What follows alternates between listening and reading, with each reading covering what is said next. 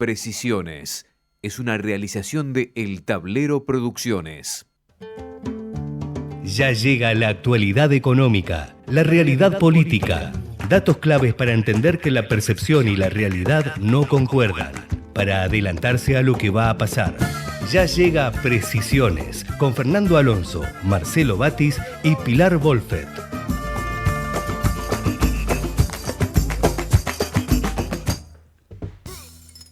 ¿Qué tal? Muy buenas tardes. Comenzamos una nueva edición de este programa que se llama Precisiones, que se emite todos los lunes de 16 a 17 aquí por Ecomedios, la M1220. Estaremos con ustedes los próximos 58 minutos, si mal no me fallan los cálculos, con Pilar Wolfet. ¿Qué tal, Pilar? ¿Cómo estás? Hola, Max. Muy bien, ¿y vos? Muy bien. Bueno, en este momento no está en estudio Fernando Alonso, pero en unos pocos minutos lo tendremos en contacto por vía telefónica. Bueno, no está en este momento en la ciudad de Buenos Aires. Somos periodistas así que transitamos el mundo. Viajados. Así que, obviamente, sí. Bueno, con Natalia Gonzalo en la operación técnica, en un día que luego de unos días que estábamos hablando, amenazaban con que se venía el otoño con todo, hasta antes de ayer, la verdad, temperaturas bastante bajas, con 10 grados, 11, 12 grados, de golpe ayer volvió a subir la temperatura, llegó hasta los 29, casi 30 grados, y en este momento estamos con 26 grados 4 décimas y una térmica de 27 grados 1, bastante elevado, y por suerte, después de prácticamente casi 2 semanas de lluvias y tormentas y cielo plomizo permanente, que parecía que el sol no iba a volver nunca más, bueno, finalmente vuelve el sol. Como diría el filósofo Alberto Ornedo, siempre que llovió paró. Y bueno, aparentemente al menos hasta el domingo, el Servicio Meteorológico Nacional no prevé precipitaciones, al menos en esta parte de la República Argentina. Sí, un día espectacular hoy, la verdad. La verdad que sí, sí. Agradable. Lo que no parece muy agradable que digamos fue lo que nos pasó a los argentinos en el día de ayer, en un día, bueno, obviamente hay que alejarse de todos los dogmas cuando uno habla de historia y de política. Las opiniones son libres, no así los hechos de ella, que son sagrados, pero más allá de eso, podemos decir, dando un calificativo generoso y bastante ambiguo, podemos decir que lo de ayer fue bastante polémico en cuanto a que se dio una opinión completamente diferente a la que se venía dando, lo cual no está mal. El hecho es que se la dio no desde una parcialidad, sino desde el propio gobierno nacional. La Presidencia de la Nación difundió un video que fue grabado aparte en instalaciones de la Casa de Gobierno, con opiniones, bueno, obviamente divergentes. Esto no puede representar ninguna sorpresa, porque todo el mundo sabe que la gente de La Libertad Avanza, con Milei a la cabeza, especialmente con Victoria Villarruel en la vicepresidencia, no son partidarios de todo lo que podríamos decir el discurso político de los últimos 40 años en la Argentina, pero se ha dado opiniones y posturas que incluso ni siquiera en el menemismo que tanto reivindica Milei se habían dado a conocer en su momento. No, mira, Marce, yo diciendo de que ayer fue un día feo para los argentinos. Te voy a decir por qué. Me refiero en esta parte. No, sí, por el otro lado, sí, obviamente. Entiendo tu postura, y es verdad que fue súper desafortunado el momento. No fue desafortunado, fue adrede, claramente, sí. Pero fue un video totalmente malintencionado, digamos, por parte del gobierno respecto de las personas que tienen la convicción de reivindicar los derechos humanos y de que durante el 24 de marzo de 1976 no empezó una guerra, sino que fue una dictadura militar que fue con delitos de lesa humanidad por parte del gobierno. Sobre la palabra guerra después quiero hacer unas aclaraciones, traje un libro al respecto, pero bueno, seguís. Dale, buenísimo. No, pero la verdad que para mí fue un día muy lindo, porque fui a la plaza. Y más allá de lo que el gobierno quiso hacer para empañar un día que era para muchos, que hace años que reivindicamos esta lucha por memoria, verdad y justicia, lo quiso empañar con ese video que fue, me parece espantoso, además de hecho mal realizado y todo. Fue muy fuerte la demostración de la gente en la plaza. Yo fui muchas veces a la plaza y nunca vi tanta gente en la plaza del 24 de marzo. Igualmente, al respecto, una cosa que yo vengo cuestionando a todos los organismos de derechos humanos y partidos políticos en general, movimientos de izquierda, de unos años a esta parte, la imposibilidad de hacer un acto único. Lamentablemente, bueno, hubo un acto y luego se dio un paréntesis para que se haga un segundo acto ante la imposibilidad de juntarnos a todo el pueblo argentino reivindicando una causa que realmente debería ser única. Sí, yo estuve en los dos actos y vi cómo fue el recambio de gente y lo lamenté sobre todo porque si no la plaza hubiese sido mucho más masiva, porque hubo gente que se fue a las 3 de la tarde para que comenzara el siguiente acto. La verdad que hubiese sido mucho más masiva incluso si se hubiesen unificado los dos actos, o sea que me parece que es un punto realmente válido lo que vos estás señalando. Pero bueno, por otro lado, la verdad que mientras el gobierno hace cosas para socavar un pensamiento que estaba muy imbuido en la cultura argentina, que es el tema de nunca más, como un lema que creo que casi indiscutido por la mayor parte de la sociedad. Sabemos que hay algunos que siempre lo discutieron o quieren empañarlo, cuestionando, por ejemplo, los 30.000 desaparecidos y un montón de cosas que han venido haciendo para boicotearlo y ahora que están en el gobierno aprovechan esa autoridad para boicotearlo de esta manera con un video comunicado de manera institucional, digamos, ¿no? Que me parece gravísimo por parte de un gobierno.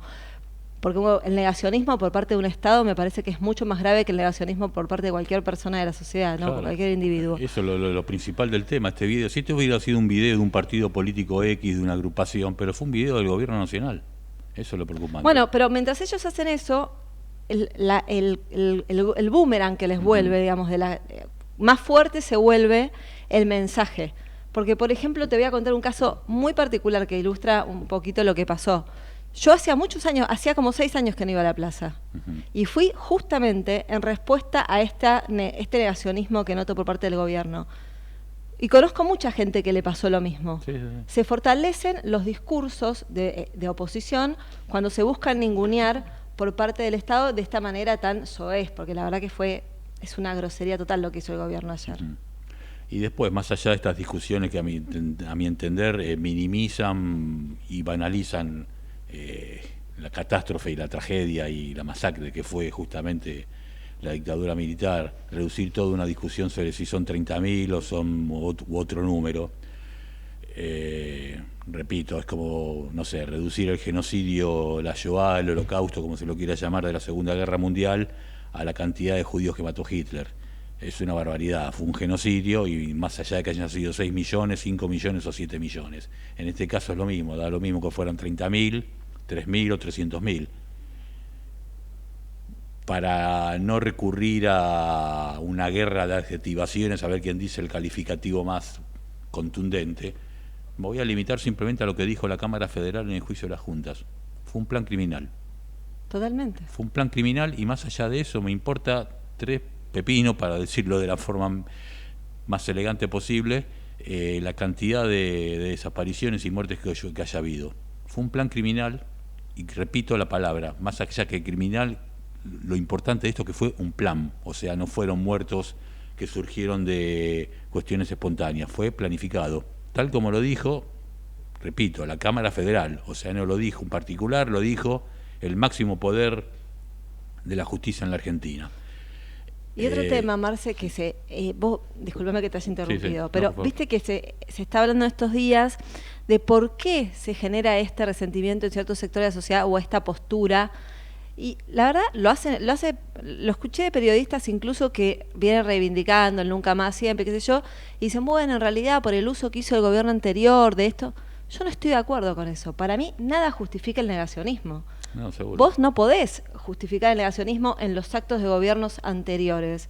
Sos negacionista porque sos negacionista, no porque el kirchnerismo haya usado los derechos humanos como bandera política o lo que quieras que me puedas decir a favor de esa postura. No existe ningún justificativo para negar el genocidio, no existe ningún justificativo para negar el terrorismo de Estado, no existe ningún justificativo para cuestionar los 30.000 desaparecidos.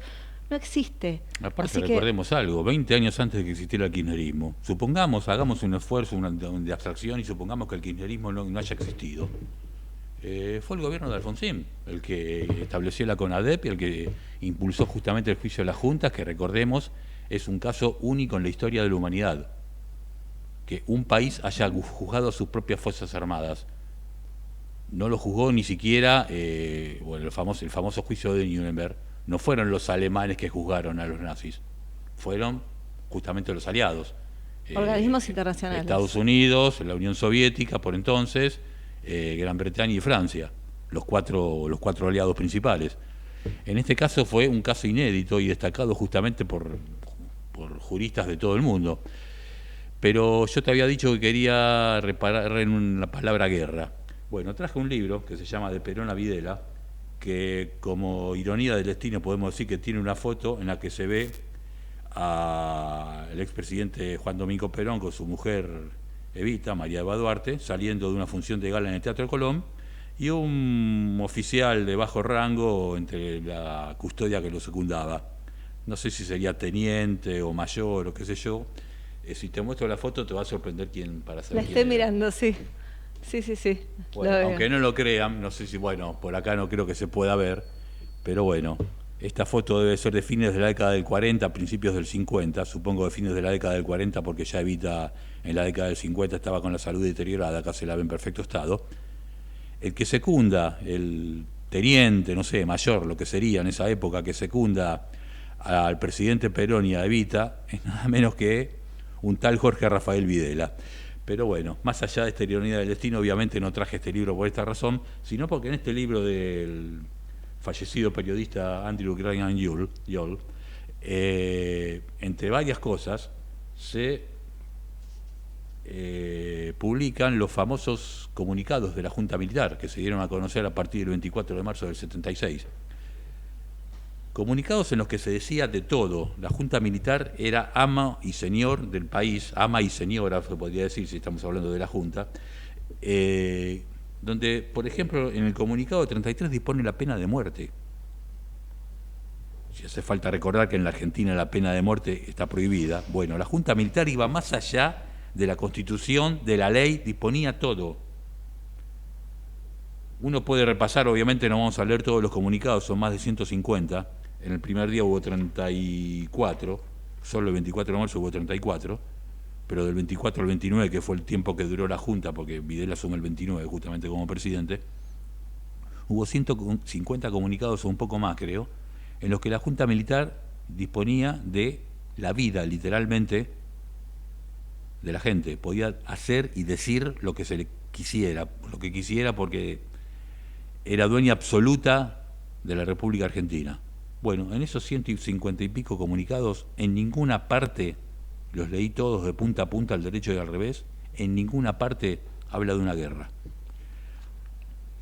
Así que ya con eso nomás estaría saldada la discusión. Otro tema, si cuando los militares, en el máximo, en el sumum de su poder, no pusieron que era una guerra, obviamente no lo fue.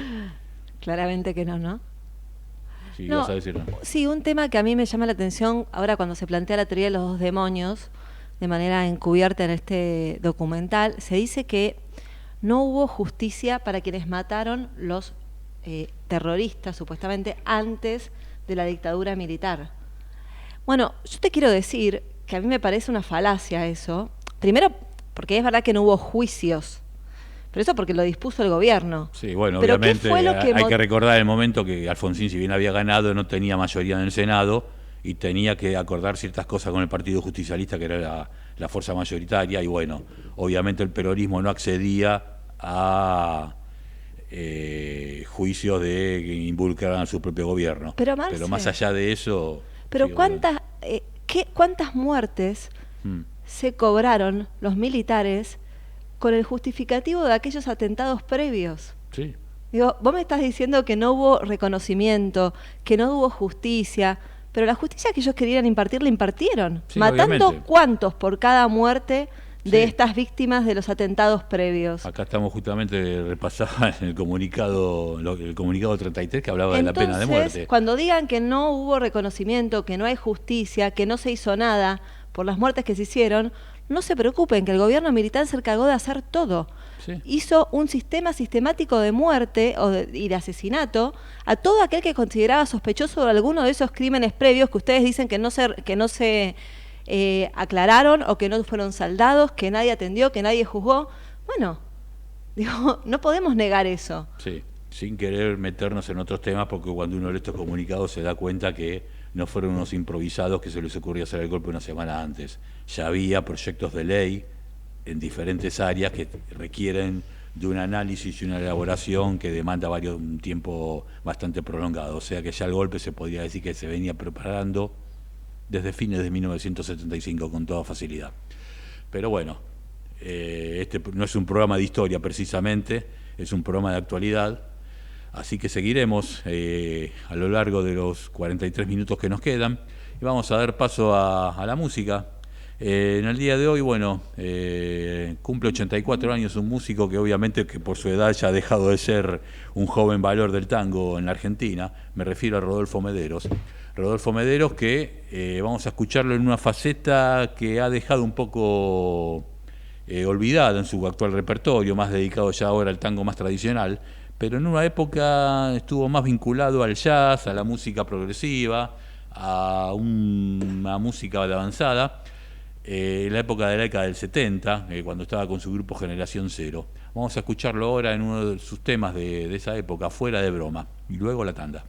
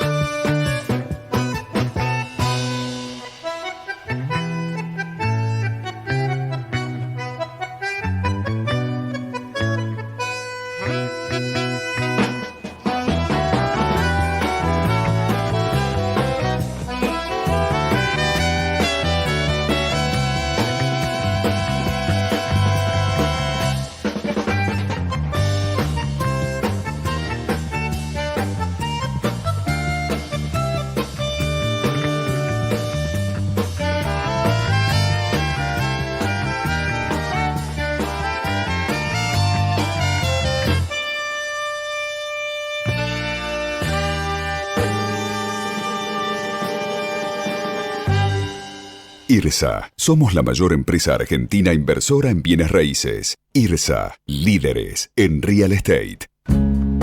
Para que puedas ver más allá de lo cotidiano. Para que el futuro no te desestabilice. Seguí compartiendo Precisiones con Fernando Alonso, Marcelo Batis y Pilar Wolfet.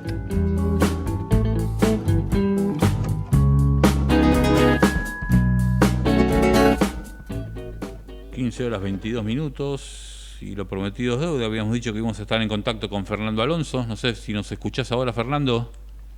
¿Qué tal, Marcelo? Buenas tardes. ¿Qué tal, Fernando? ¿Cómo estás? Muy bien, saludo también para Pili. Aquí está Pilar, te escucha, por supuesto. Hola. O sea, es que hoy no pude estar presente, pero quería participar como siempre de este programa. Y me imagino que deben haber hablado hoy de lo que fue la masiva movilización. Justamente arrancamos con eso. De la sociedad de ayer, y no quería dejar también de aportar a esa lectura, porque me parece que es la primera vez que se da esta marcha en medio de de un divorcio, de una separación, de una forma distinta de ver desde el gobierno que desde la sociedad, que es lo que se conmemoraba ayer en Argentina. Porque cuando uno repasa un poco la historia de estos 48 años, desde el 24 de marzo del 76 o de los 30 y pico de años de democracia, es cierto que el 24 fue pasando por distintas etapas, hasta probablemente la decisión de Néstor Kirchner de convertirlo en una celebración de Estado. La marcha estaba reservada a sectores de los organismos de derechos humanos o algunos partidos de izquierda. Es bastante cerca en el tiempo estas masivas movilizaciones del 24 de la sociedad argentina. Incluso durante el gobierno de Carlos Menem, con los indultos a las conducciones de las juntas militares y de las cabezas de Montonero que habían sido juzgados durante el gobierno de Alfonsín, la sociedad no vivía o no lo vivió como un divorcio entre el gobierno y la gente. Había un entendimiento de que podía ser parte de un proceso de pacificación. Sí, pero incluso el propio duda, Carlos Menem recordaba, obviamente no de una manera inocente, sino para llevar agua a su molino, pero bueno, más allá de eso, son interpretaciones mías, pero Menem recordaba que había sido preso durante la dictadura, que estuvo 5 años, el episodio en las lomitas y todo eso, sí, más allá de los indultos. Sí, incluso en ese momento nunca se puso en duda qué era lo que había sido la dictadura en Argentina, quiénes habían sido los asesinos, los torturadores y los secuestradores. Y esa me parece la gran diferencia con lo que pasó ayer. No creo que la discusión esté centrada en un número. Para mí es anecdótico, la cifra si verdaderamente quieren contarlo, bueno, que abran todos los archivos que todavía se sabe existen y nunca fueron públicos de la dictadura militar. Y ahí, en todo caso, si quieren saldar alguna discusión, que pongan los papeles sobre la mesa. Pero lo que se condena es el Estado terrorista, porque se habla de los dos demonios, se habla de una guerra, se habla de que de un lado hubo exceso y del otro también. No fue así. Nunca es lo mismo el Estado terrorista que es las organizaciones terroristas. El Estado nunca puede ser el que ejerza la violencia fuera de la Constitución. Tiene que ser el que resguarde precisamente los derechos de todos los ciudadanos. Y eso fue lo que hizo la dictadura, y eso es lo que diferencia la dictadura de lo que son las organizaciones terroristas. Si hubo crímenes en manos de terroristas deberían haber sido juzgados. Si hubo asesinatos, hubo torturas, hubo secuestros en manos de organizaciones terroristas, deberían haber sido juzgados. No fue así, no fue eso lo que hizo el Estado en manos de los militares, sino fue secuestrar, torturar y asesinar a ciudadanos argentinos sin que supiéramos nunca de qué se los acusaba o de qué se los responsabilizaba. Y robarse a sus hijos también, ¿no? Y robarse a sus hijos, sí, claramente. 1, 10, 1.000 o 10.000 o 30.000, no importa. Tendrían que haber rendido cuenta. Los pocos militares, obviamente que fueron una excepción minúscula, pero los pocos militares que quisieron actuar con la Constitución en la mano, me refiero por ejemplo al capitán Corbeta, entre las pocas excepciones, bueno, fueron rápidamente marginados. Por supuesto, porque lo que siempre estuvo detrás de esa política en manos de la dictadura fue un proceso de disciplinamiento social de toda la Argentina, no de organizaciones extremistas. La mayor cantidad de desaparecidos, torturados, no están en las organizaciones extremistas, sino en los sindicatos y en las universidades. Y ahí muestra que lo que se buscaba era la forma de que la sociedad argentina no resista un plan de ajuste como el que hoy estamos llevando adelante en democracia, ¿no? Después de la experiencia de Macri, hoy finalmente pudieran llegar al gobierno con todas esas ideas y llevarlas adelante con el apoyo popular. Veremos si lo sostiene, pero llegaron con el apoyo popular. Y eso fue lo que buscó la dictadura, disciplinar a la sociedad argentina. Así que de ninguna manera hubo dos demonios, de ninguna manera hubo una guerra, de ninguna manera hubo exceso de los dos lados. Hubo un Estado terrorista que tiene, los argentinos tenemos la necesidad de que sea condenado y de que sus responsables permanezcan en prisión, porque no queremos que eso nunca más suceda en Argentina. Desde ya. Y aparte aclaremos que, obviamente, si bien la inmensa mayoría de los muertos y desaparecidos fueron básicamente, bueno, delegados sindicales, estudiantes, dirigentes políticos, sociales, en algunos casos también obviamente miembros de organizaciones guerrilleras, también muchos han caído simplemente por cuestiones ¿cómo podría decir? Te llevaban por estar en la agenda de alguien. No, por estar en la agenda de alguien no, pero sí, me refería que algunos para un pase de factura dentro de los propios represores. Pero incluso... Me refiero, por ejemplo, para apropiarse si uno repasa, por ejemplo, entre la lista de periodistas desaparecidos, uno va a ver un nombre, Edgardo Sajón, y uno dice, Edgardo Sajón, que será alguien de alguna agrupación sindical. No, Edgardo Sajón era el secretario de prensa de la NUCE. Simplemente, como la NUCE tenía una visión un tanto diferente de la de los militares de que estaban en el 76, especialmente de Macera, bueno, se la cobraban de esa manera. Hidalgo Solá, un dirigente radical vinculado a la diplomacia, como tantos otros más, Elena Holberg, y podemos hablar de montones de casos de gente que estaba totalmente alejada del pensamiento de izquierda radicalizado, o más bien se podría decir que estaban en las antípodas, y sin embargo cayeron por una cuestión de pases de facturas. Sí, y también para apropiarse de sus bienes, ¿no? Obviamente, hubo sí. Muchos secuestros de empresarios a quienes se les incautaba todos sus bienes y nada, y después se los acusaba o no aparecían o se los acusaban falsamente solo para apropiarse por un robo liso y llano de sus activos, ¿no? Sí, obviamente, y en eso hay una historia bastante larga para hablar dentro del Ministerio de Economía, dentro del Banco Central, dentro de la Comisión Nacional de Valores, de varios antecedentes que dan cuenta de lo que estabas contando, Fernando. Claro. Bueno, y creo que el otro tema del día, Marcelo y Pilar, es el ajuste cada vez más salvaje sobre pasivos, sobre nuestros jubilados, sobre nuestros abuelos.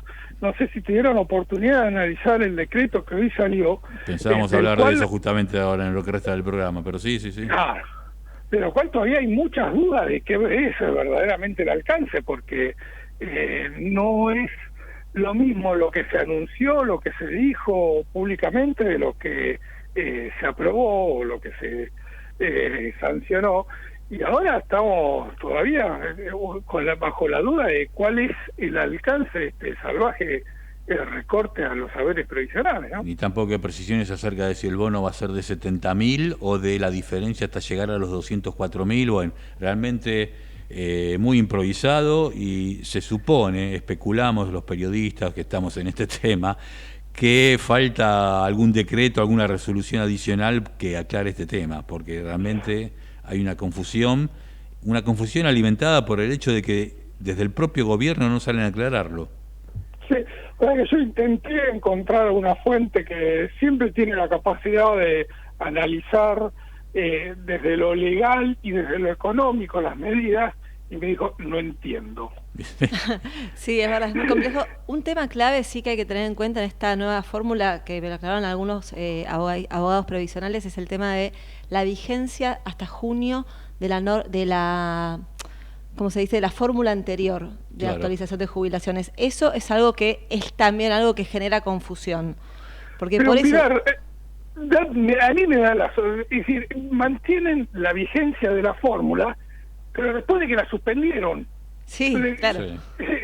Es decir, está suspendida, pero va a mantener vigencia. ¿Qué? ¿La van a suspender durante los meses de la más alta inflación y después la van a volver a aplicar, pero sin reconocer esos 2 meses? No, te van a hacer el descuento si te pasaste. Y obviamente no estoy haciendo adivinación ni prestidigitación, pero descuento que dentro de 6 o 7 meses más o menos, si la inflación empieza a descender a un dígito, como dicen, empiecen a hacer algún cálculo diciendo que en realidad los jubilados ganaron, porque claro, obviamente depende de qué base de comparación tomes.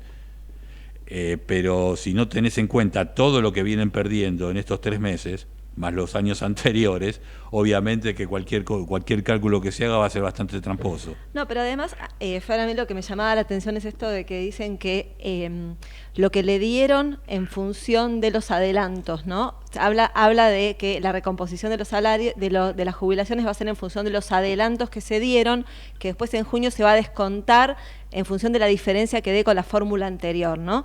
Pero, ¿adelantos de qué? Si en realidad debería ser retroactivo, porque estás hablando de una inflación del 25% en diciembre, del 20% en enero, del 12% o 13% en febrero. Digo, ¿qué es lo que les van a descontar si en realidad debería ser retroactivo y no adelantos del futuro aumento? Sí, obviamente, ya la inflación del 25 y del 20 perdiste. Sí, y el ajuste siempre es de la inflación de 2 meses antes. Por lo tanto, tenés 2 meses de inflación hasta que te reajustan sobre eso que ya pasó. Vas corriendo 2 meses de atrás a la inflación según lo que plantea el gobierno, ¿no? No, pero a mí, me parece que esto se resuelve, o el análisis de este decreto es muy simple. ¿Cuál es lo más perverso que se puede interpretar para perjudicar a los jubilados? Esa es la realidad. Sí, la verdad, bueno. Acá nos hace enseña, estamos sin tiempo, así que seguramente es un tema para seguir discutiéndolo. Nos encontraremos seguramente en próximos programas el lunes que viene, ya Fernando, para hablar de este tema, porque esperemos que de acá el lunes que viene salga el famoso decreto, resolución adicional que todos estamos esperando para dilucidar exactamente cuánto es lo que van a cobrar los jubilados. Pero bueno, nos reencontraremos entonces dentro de 7 días, Fernando. Un abrazo, Pilar, un abrazo, Marcelo, y nos vemos el próximo lunes, esperemos en el estudio. Perfecto, un abrazo, Fernando. Bueno, ha sido Fernando Alonso, justamente, que estábamos hablando en una primera parte de la conversación sobre los particulares celebraciones que hubo de parte del gobierno sobre el 24 de marzo, y en una segunda parte el ajuste que recaerá sobre el sector pasivo.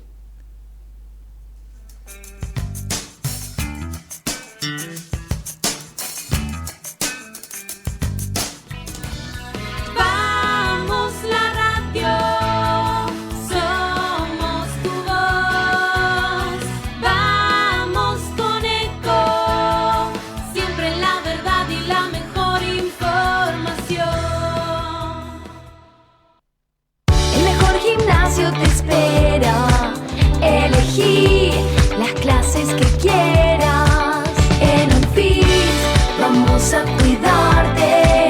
En Unfis, venís a encontrarte. ¿Sabías que un rico y auténtico sabor de un gran espresso ya no se encuentra solo en las cafeterías gourmet? Y además, con la línea de cafeteras Oster, la preparación de tus bebidas favoritas con café son tan ilimitadas como tu imaginación. Conocé todas las cafeteras disponibles para vos en www.osterargentina.com. Informate en ecomedios.com. Seguinos en Facebook, Ecomedios Live. Proseguimos con Fernando Alonso, Marcelo Batis y Pilar Wolfet en Precisiones.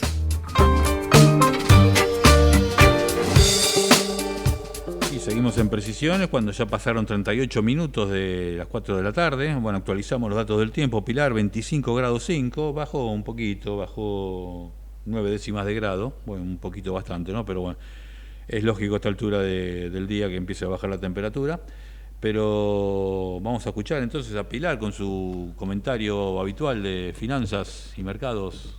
Bueno, Marce, hoy una novedad para el sector financiero es la regulación de las criptomonedas. Ajá.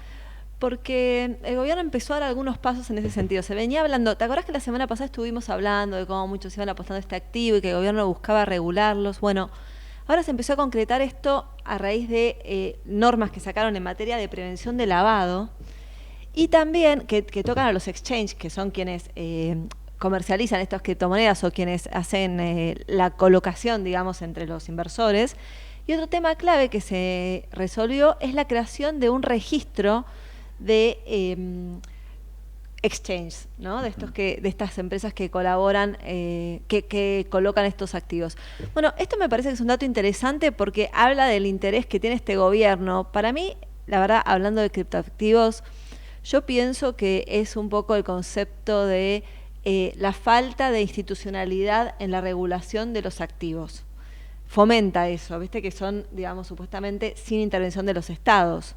Claro, es el tema de las criptomonedas en Argentina y en el mundo. Bueno, ¿no? Totalmente. Y en Argentina han tenido mucho éxito, claramente, por el tema de la inflación. El argentino es un inversor dentro de todo, bastante arriesgado, porque justamente siempre está buscando activos que lo salven de la inflación, de la devaluación, de las crisis económicas que tiene la Argentina. Bueno, eso ha hecho que muchos ya se han ido estos activos y hoy en día encuentran en las criptomonedas un refugio y un lugar interesante para hacer dinero, aunque muchas veces también pierden, porque hoy, por ejemplo, hubo un sacudón muy fuerte en las últimas horas de lo que son los criptoactivos que habían bajado fuerte.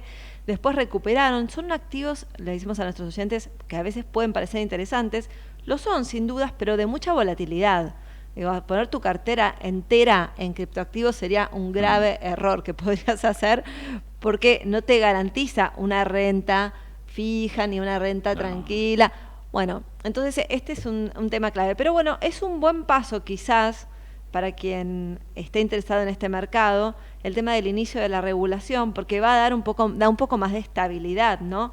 Este registro que se crea de proveedores de criptoactivos, que se llama, se creó hoy a través de una resolución que se publicó en el Boletín Oficial, y bueno, lo que busca es darle un marco de contención en tema regulatorio, en línea con lo que promueve el Grupo de Acción Financiera Internacional, que es el GAFI, que está justamente realizando la evaluación en Argentina de cumplimiento de los estándares de lavado de activos en el país. Otro tema importante es que, como te decía recién, se reguló el tema de lavado, prevención de lavado, y va a haber un control mucho más mucho más firme de quiénes son los tenedores de estos activos, se busca mejorar la trazabilidad, se busca que estos proveedores de servicios virtuales pasaron a ser sujetos obligados, que no lo eran hasta ahora, a raíz de la nueva normativa de la Unidad de Información Financiera, que es la UIF, que es el controlador de prevención del lavado de dinero. Se va a empezar a tener mejor seguimiento de estos activos, así que veremos cómo es la implementación, pero bueno, es un paso en ese sentido que a muchos que apuestan al mundo cripto no les gusta porque consideran que esos activos tienen que ser sin intervención del Estado, como habían sido creados en un principio, ¿no? Bueno, otra noticia que tengo del mundo financiero, Marce, es que hoy cayeron las acciones. Ajá. Habían subido 18% en los 6 días previos, un rally alcista fuerte, Sí, la verdad, 18%. pero en realidad, ¿qué dicen los traders avesados?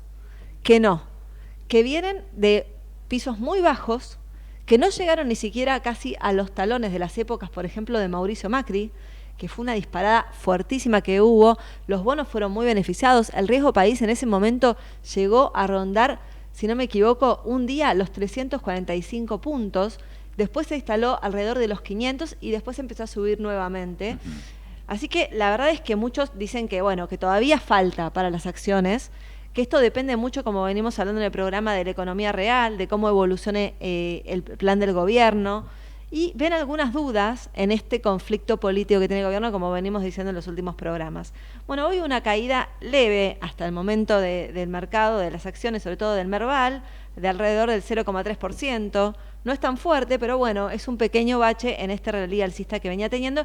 Y las acciones que se ven más perjudicadas en estos días son las de energía, en el día de hoy sobre todo. Veremos cómo evolucionan porque venían teniendo un rally alcista muy fuerte esas acciones. Y por otro lado, tenemos el tema de los bonos en dólares, que hoy también cotizaron dispares. Y hubo una suba del riesgo país por primera vez en mucho tiempo, porque venía a la baja en el último tiempo. Bueno, hoy en el inicio de la jornada había subido el riesgo país, está en este momento alrededor de los 1.700 puntos. Había llegado a los 1.500. La verdad que, bueno, alrededor de los 1.400 llegó a los 1.500, después bajó y ahora empieza a subir nuevamente. Veremos cómo siguen los próximos días. Esta es una semana corta, o sea que va a haber poca actividad también en Wall Street, porque también en Semana Santa se festeja en Estados Unidos, o sea que también va a haber una jornada, va a haber pocos días de actividad en Wall Street y quedará en suspenso hasta el mes de abril. Pero bueno, todo indica que por ahí vamos a tener una tendencia a la baja en los próximos días, dependiendo de los mensajes políticos que haya. El discurso de Caputo de los últimos días, viste que salió a hablar, que explicó lo de la fórmula, que habló de la economía, que dijo que la gente cree en el gobierno. Y también un mensaje bastante tranquilizador, el hecho de que ya se cuenta con los 2.000 millones de dólares para pagar el compromiso que está... Esos son datos que el mercado ve como buenos, pero lo que preocupa es la economía real. ¿Y sí? Que después vamos a estar hablando, ¿no?, de la economía real a raíz sí. del consumo, que vos me dijiste que tenías unos datos. Sí, sí. Bueno, esa es la piedrita en el zapato para los mercados hoy. Eso y la cohesión política que puede lograr tener este gobierno, porque duda mucho.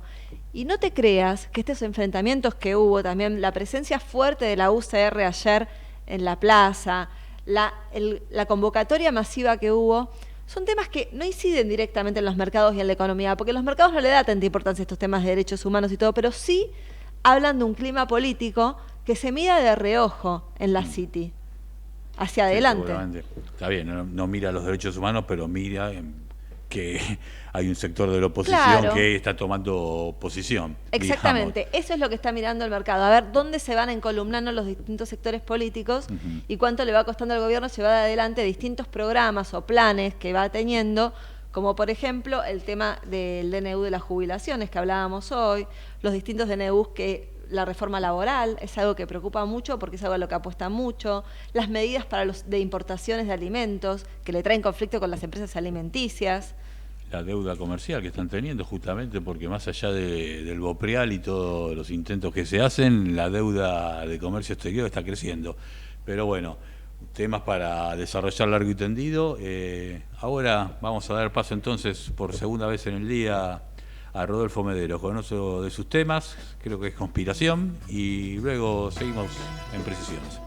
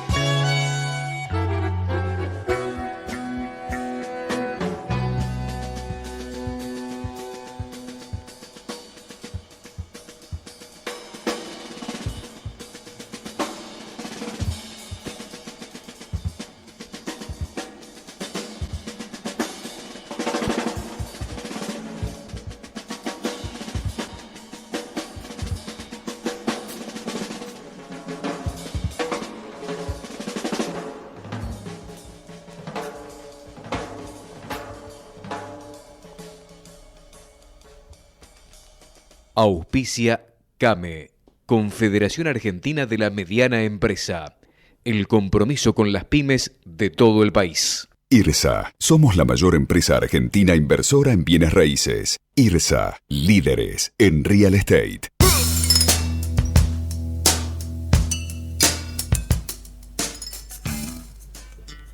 Seguimos en Precisiones cuando faltan 10 minutos para las 5 de la tarde. Y sabés, Pilar, que bueno, uno quiere ser bueno, quiere ser benévolo y busca algún dato positivo de actividad económica y empieza a revolver la olla, encontrará algún dato, busca. Bueno, encontré uno, che. No me digas. Uno al menos. No querés saber, querés ser optimista. Y sí, qué sé yo, por lo menos, viste, cuando uno está tirado en el piso que le dan una mano a uno, pero bueno. Y sí, hoy salió justamente los datos de compraventa de inmuebles en la ciudad de Buenos Aires del Colegio de Escribanos, al menos, bueno, no exagero, es el único dato positivo de actividad económica que pude encontrar en todo, en ventas, en producción, en lo que quieras. Realmente los datos son bastante malos, y en algunos casos preocupantes, pero al menos un dato aislado, pero bueno. La compraventa de inmuebles en la ciudad de Buenos Aires fue en febrero de 2.213 casos. No parece mucho, pero es el mejor febrero de los últimos 6 años, dicen. ¿Te lo puedo arruinar? Mejor incluso del 2019. ¿Te lo puedo arruinar? A ver. ¿Sabes por qué es? ¿Por qué? Porque nadie sabe en qué invertir. Ah, sí, bueno. No hay activos para invertir que le ganen a la inflación. Entonces está recuperando un poco la idea de que el ladrillo puede ser, a raíz de la ley de alquileres o de la desregulación del mercado, una posibilidad más interesante que el resto de las inversiones. Y bueno, pero al menos quiere decir que hay gente que tiene posibilidad de invertir en algo. Bueno, si yo quisiera comprarme un departamento no podría. Ahí tenés un punto positivo. Bueno, fuera de eso, bueno, obviamente todos los demás datos, por donde uno lo quiera buscar, los datos que habitualmente publica CAME sobre ventas, sobre producción, los datos de la Unión Industrial también. Hoy salió un dato de la Cámara de Argentina de Comercio, que hace un par de años comenzó a hacer unos indicadores de consumo bastante completos. Y bueno, marcó que hubo un retroceso en febrero justamente del 3,5% respecto de febrero del año pasado. Pero obviamente no es parejo, no es homogéneo. Uno cuando recorta gastos no recorta de la misma manera alimentos que, qué sé yo, una salida al cine. Y obviamente lo que más pesó justamente es el rubro recreación. Obviamente la gente se concentra en lo básico, que son alimentos, los pagos de los servicios esenciales, pero bueno, lo que puede prescindir, lo prescinde. Y en el caso de recreación cayó el 13,2%. 13,2%, se dan dando cuenta de lo que estamos hablando, de un sector que ya venía en caída y cayó todavía más. Y otro sector que también cayó bastante fue transporte. Obviamente esto incluye no solo transporte de colectivos y subtes, sino transporte de larga distancia, estamos hablando de aviones, de viajes de vacaciones, esto también cayó.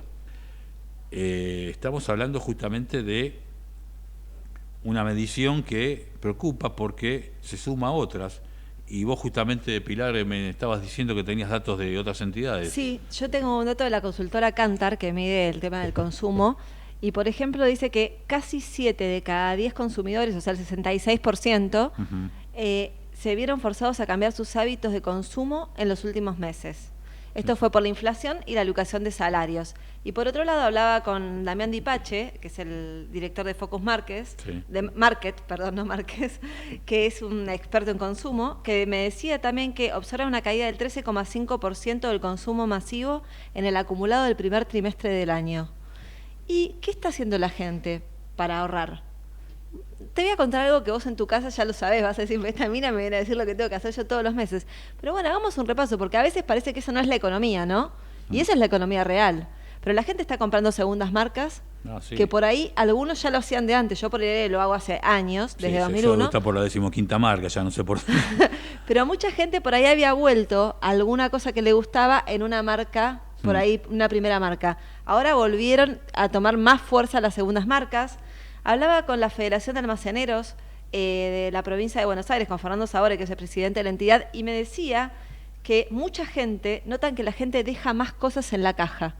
Llegan y dicen, bueno, a ver cuánto es, van chequeando el ticket a medida que les van pasando los productos. Y cuando ven que no les alcanza para lo que tienen, ya restringidos, porque agarran menos cosas, las van dejando. Y me decía, triste, Sabore, quedan más cosas en la caja. notan una caída ellos de ventas en los almacenes de entre el 20 y el 22% en estos últimos 2 meses, a raíz de la inflación. Él dice sobre todo de diciembre, quiero decir. Y claro, fue la más alta. Porque bueno, a raíz de eso, dice que hubo mucha especulación en los precios. Subieron 2% la mayoría, se duplicaron los precios de la mayoría de los productos, subieron 100%, sí. Y en algunos casos, por ejemplo, el del aceite, me mencionaba particularmente, se cuadruplicó el precio. Entonces la gente, bueno, tuvo que empezar a restringir. Otra cosa que está haciendo la gente es elegir, como decías vos recién, entre vestirse, pagar el alquiler, tener cable y comer. Son opciones que la gente baraja y dice, bueno, comprar ropa nueva, lo dejo y uso la ropa que tengo ya, aunque por ahí está un poco desgastada. El entretenimiento es otra cosa que se descartó. Los viajes. Totalmente. Bueno, se aprovechan mucho las promociones, los descuentos de las tarjetas de crédito y de débito. Se aprovechan mucho los 2x1 que dan los comercios, por ejemplo. Eso es algo que la gente está aprovechando mucho. Y también, por otro lado, muchos están dando de baja de algunos servicios que por ahí antes priorizaban, como por ejemplo el cable.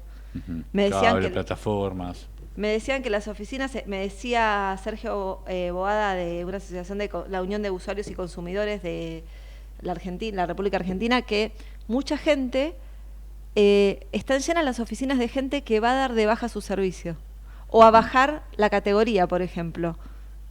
Y algo que también sucede, y hay un gran recorte, ya preocupa, en el tema de la medicina prepaga, que totalmente. Fue uno de los rubros que más aumentó. Vos estabas hablando que se triplicó, que cuadruplicó. Bueno, no sé exactamente qué porcentaje subieron, sí. Eso depende de cada empresa, pero de noviembre para acá el aumento fue más que considerable, y a muchas familias, bueno, directamente o bajaron de plan o directamente cortaron el servicio. Y lo más preocupante de eso, Marce, es el colapso en el sector público de la salud, que va a haber a raíz de esto. Ahora, sobre todo con el brote de dengue, es un tema que preocupa mucho, con el recorte de presupuesto encima.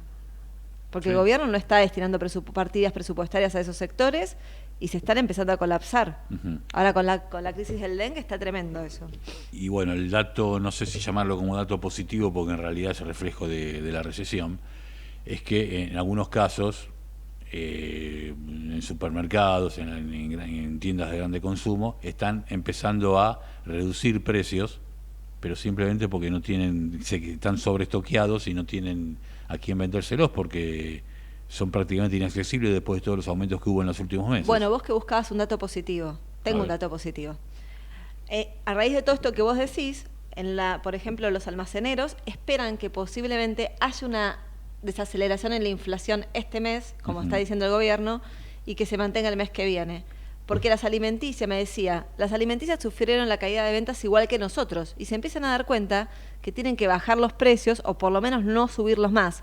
Este mes ven que no subieron los alimentos, solo subió, por ejemplo, me decía, los quesos. Hubo una suba en los quesos, pero el resto de los alimentos no notan subas fuertes, sí no se bajaron los precios, aunque algunos piensan que puedan empezar a bajar. Y me decía Dipache de Focus Market que se viene un momento en el que va a haber una suba de los servicios públicos, pero va a haber una recomposición posiblemente salarial con alguna paritaria que se dé, aunque sea por detrás de la inflación que acumulada ya hasta ahora.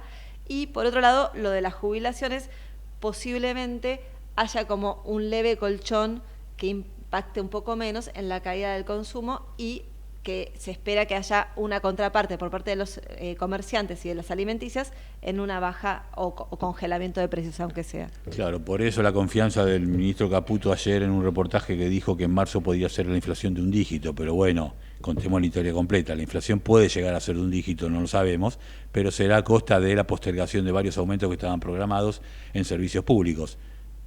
Para decirlo en latín es una engaña pichanga esto, porque está bien, el aumento no será en marzo, a lo mejor tampoco en abril, en marzo, pero en algún momento estos servicios públicos van a aumentar. Y de la licuación de ingresos y de la caída de la actividad económica, esas son las tres variables que inciden sobre todo en la desaceleración de la inflación a largo plazo. Y lo que incide también es el tiempo, porque nos quedamos sin tiempo, así que bueno, damos paso a la continuidad informativa de Ecomedios. Por nuestra parte, Precisiones vuelve dentro de una semana, el lunes que viene. Chau. Precisiones fue una realización de El Tablero Producciones S.A.